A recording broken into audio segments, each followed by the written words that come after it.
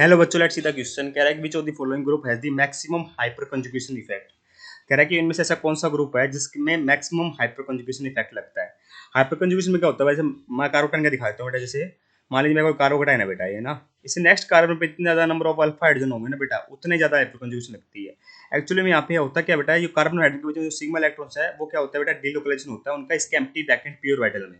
Vacant P orbital sigma से किस में होता है बेटा, मेरा वैकेंट पी ऑर्बिटल में होता है। इस बात का अपने को ध्यान यहाँ पे रखना है, ठीक है। तो हमसे पूछा गया कि मैक्सिमम हाइपर कंजुगेशन इफेक्ट कहाँ लगेगा, तो हम एक कार्बोटाइन लेके चलते हैं बेटा और इन ग्रुप को अटैच करके देख लेते हैं। तो यहाँ पे आप देखो बेटा, तीन वाला दिखा दिया, तीन अल्फा हाइड्रोजन, जितने ज्यादा नंबर ऑफ अल्फा हाइड्रोजन होंगे बेटा उतनी ज्यादा हाइपर कंजुगेशन होगी, तो इसमें तीन अल्फा हाइड्रोजन होंगे बेटा। सेकंड वाले केस में क्या है बेटा, मेरा CH3CH2, कहने का मतलब क्या होगा बेटा, यहाँ CH3 है, फिर CH2 है, फिर CH2 पॉजिटिव है, इसको इस तरीके से समझना है ना। तो यहाँ कितने होंगे बेटा, दो अल्फा हाइड्रोजन है।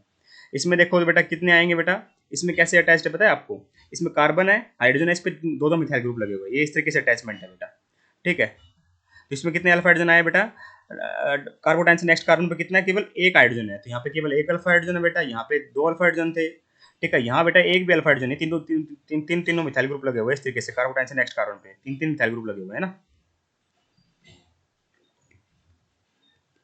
तो इसका मतलब जीरो अल्फा हाइड्रोजन है बेटा, तो जितने ज्यादा नंबर ऑफ अल्फा हाइड्रोजन होते हैं बेटा उतनी ज्यादा हाइपर कंजुगेशन होती है। तो आंसर क्या आएगा बेटा, इसका ऑप्शन नंबर 1 बेटा। I hope you understand the answer. Thank you so much.